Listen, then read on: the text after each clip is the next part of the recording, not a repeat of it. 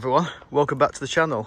And I know what you're thinking. You're thinking, why is this self-confessed British car fanatic looking at a French car? Well, it's retro and it's 90s, just about I think.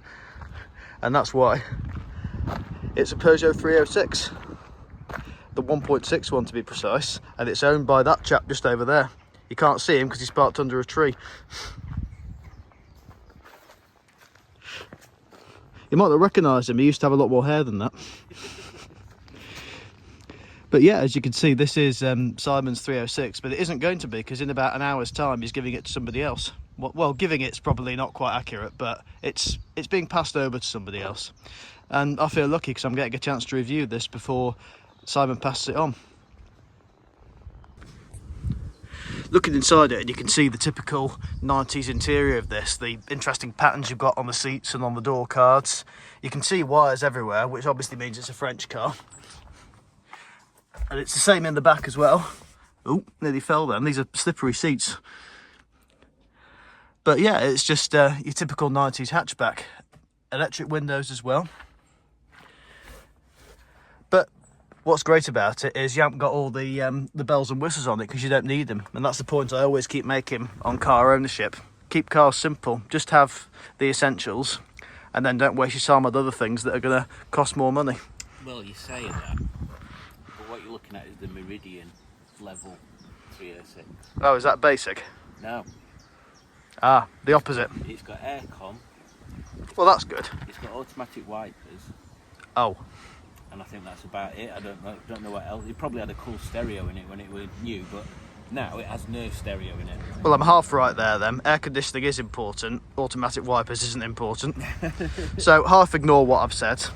As I always say on this channel, half of what I say is more or less complete nonsense. But the trick is for you lot is trying to guess which half.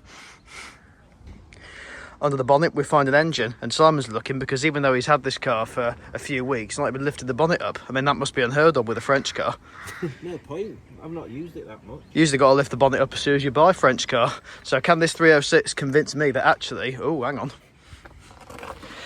that's a really good effective air intake though, isn't it? Does that like give you some extra horsepower? Yeah. Actually a battery strap. Well, it's light. That's a nod to the more sporty 306. But here we see the 1.6 engine. I don't know what sort of engine it is. I'm sure people in the comments will say to me. But yeah, 1.6 engine. I would argue the most average engine you can get in a hatchback. Right back to performance and economy, and we'll soon see that when we get it on the road. It's even got gas struts for a bonnet. I mean, that's quite posh for a simple 90s hatchback. And it's not, you know, been tarted up, but you don't want it to be, you just want it to be honest, and that's definitely what this car is. Now, I'm sure a question that loads of people who want to buy a 90s hatchback has to ask is, can I get a dead body in the boot? What?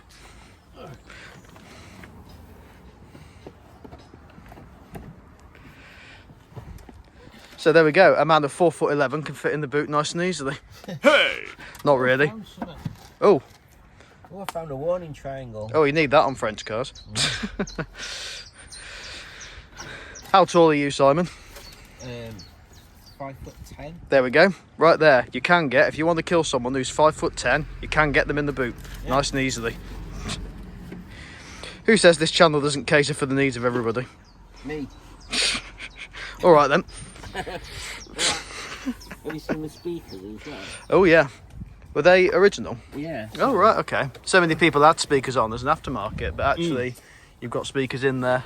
Well, if you look before. at them, it's got a little plug thing that I'm not going to take off. Oh yeah. So when you take the parcel shelf off, you just unplug it. Oh yeah, just in case you're going to the tip or anything. Yeah. And it's just that side, is it? Mhm. Oh, okay, that's all right. Quite a cool little idea. Isn't it? Yeah, that is nice. And apparently, originally, well, you can see the side skirts there, so a bit of a nod to the sporty side, but obviously this isn't the highest spec 306, it's one of the highest, but obviously 306 GTI, that would have been, you know, your spoiler, which would go there, as you would imagine. But no, it seems to be quite well thought out, this car. Seems like they have thought of everything, just a nice standard hatchback. Look at him, getting in the way of my shot. I know. How about that? Show you the nice seats as well. Yeah, we saw these in the inside, but I'm gonna look at them, and it's half leather and half fabric, which are the best sorts of seats, I would argue. These are the comfiest seats that I've ever had in a car, Okay. I would say. Because all leather just annoys you when it's too hot or too cold. Yeah, and these are like really supportive, and they've got these side bolsters on, but they're not too restrictive. There we go then. You heard it from the man himself. So let's go for a drive and see what's what. We just perfectly synced closing these two doors, and we're so nerdy we want to try it again, see if we can get it on camera for you lot. Ready? 3, 2, 1.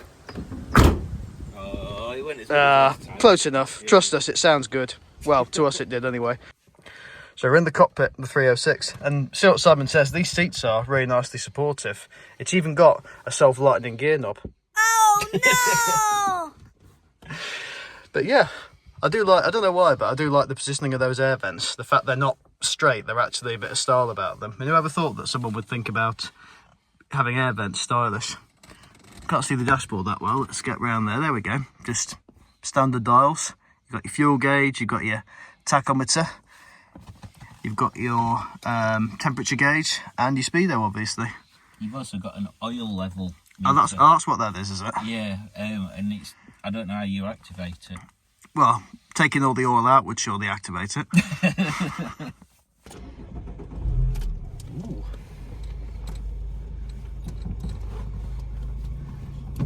Right, let's see what this feels like then. Forgive the extra acceleration. Yeah, the bite point's quite high on this. It's a warm heater. It is. I should be used to a high bite point. I drive an R8. Yeah, this feels good. Well, that clutch is heavy. That's because you're used to an R8. Yeah. Oh, there's a man on a wall. I know. What's he lying there for? What if it's called 999 for that? Maybe his name's Brick. Yeah, the gear change on this is really nice. Yeah, impression is it's a bit rattly, but that's French cars for you, because they were never meant to be quiet, were they? Just realised I was almost looking at the speed then when it was the rev counter. I'm glad you've said that, because that's one thing that does my nutting about it. Yeah, is this the other side of the... Yeah, I think on my Jazz, yeah, the speedo, it's on the right. And the rev's on the left. Yeah, whereas it's the other way on this. I think the thing that confuses me with that one is that it's not 1,000, 2,000, 3,000, it's 10, 20, 30, which makes no sense. Oh yeah. That's the thing that's odd about it.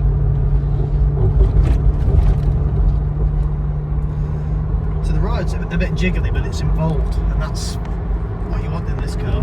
And then when we get onto this stretch of road in front of us, we'll actually see what it feels like when we can get through the corners. Because the selling point of French hatchbacks always has been how they feel on roads like what's coming up now. And this would be a good exercise in my clutch control, because this is a horrible junction. I use this for work all the time, although I'm turning left here, not right, so this will be a bit easier than usual. See, there's somebody there. Boom. There we go. Right, let's see what we've got.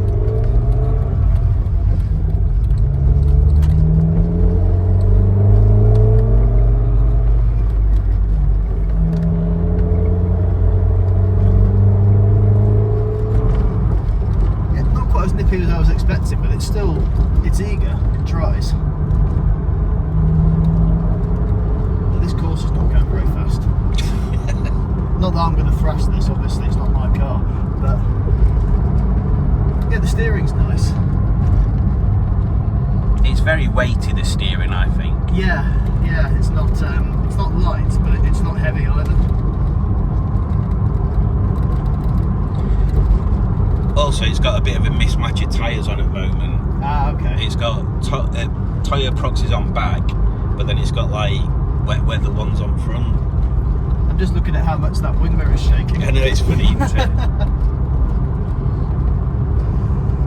Yeah, I mean, the reason I've always been not anti-French cars, but never really keen on them too much, is because every single French car that my family has had, it's always ended up being a bag of rubbish. because my grandparents, they were the first one to have a French car in the 70s. I don't know how they managed this, but they found the world's only unreliable Peugeot 504. I don't know how they found that, but it went wrong all the time, that thing, and they replaced it with a Saab 900 that then lasted them 17 years. And then my auntie had a 206 convertible, and that had electrical gremlins left, right and centre on it.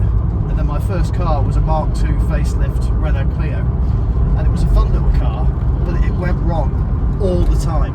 And it wasn't like simple mechanical stuff that you could just put right easily. It was annoying little electrical gremlins.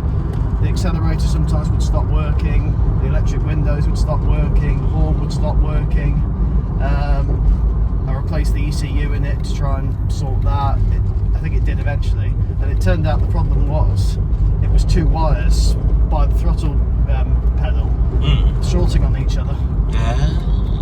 But yeah, I had loads of electrical gremlins on it. So in the end, I sold it and got a Mark IV Vauxhall Astra from my grandparents. And that was a better car. Let's do a ride test on this speed bump. My heart rate glides over these. Let's see how the 306 handles it. Oh, not bad. That's alright. Not that it's the biggest speed hump in the world, but... Oh, this is interesting. Look at that. Let's catch up with this thing. VW pickup.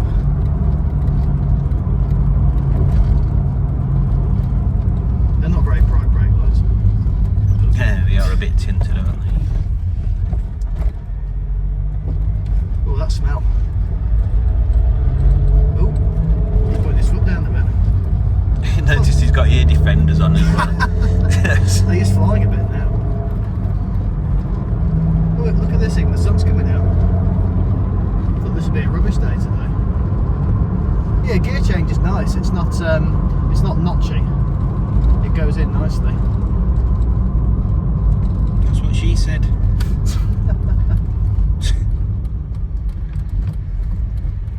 Let's go around the roundabouts up here, and then we'll head back. There was a horse randomly left in the middle of this roundabout last week, which was the title of my last video. Oh, is that what it was? And we have a learner driver. What, means you didn't see it? Well, I put it on and then I went in the kitchen to make a cup of tea and I heard a horse noise. Yeah, that was a big editing. Yeah, I've started to enjoy doing editing. Doesn't look like it's still there now. Because there were some travellers down here last week and I assumed it belonged to them, and I think it did. But apparently they left, but the horse was still there. I mean, they're lucky it didn't escape and then ended up on the road. They had tethered it, but you wouldn't think it'd be the nicest place to leave something, would you? Can I get away with this? Let's see, yes we can. There we go. Nice clutch on this.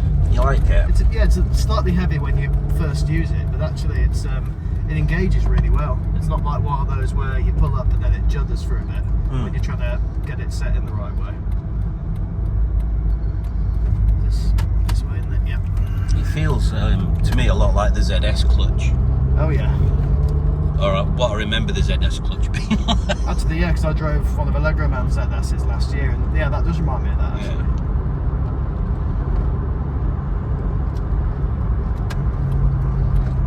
What do you reckon to the visibility out the back? I'm not looking at it actually, which is a good road safety thing. Well, you get a good view from the rear view mirror, and it's quite, yeah, it's pretty good. You can see enough about you. I wouldn't trust those mirrors to stay adjusted though. It's on that one. I think the glass is coming off the suction pad thing that it's stuck to. Yeah, because the actual mirror's not shaking. It's the glass. I still have to keep looking for the. That's the only thing that's annoying though. Looking at which one's the speedo. Yeah. Getting used to that, even though it does have MPH written on it in massive letters. So just weird. I suppose you would get used to that eventually.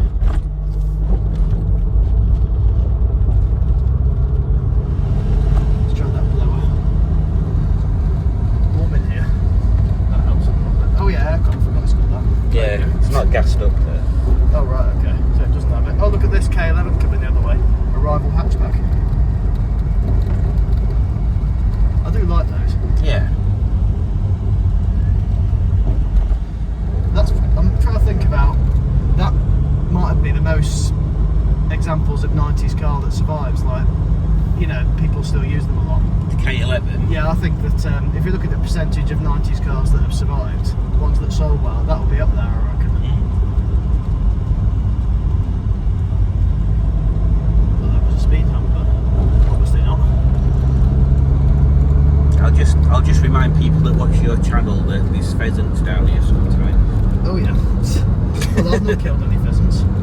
That's all your department. I've never killed any pheasants. What reality are you living in? I think what this shows, though, and I'm going to make the point about this in another video that I'm going to make soon, is why do you need an ultra-modern car? This has everything that you would need. You know, air conditioning, it drives well.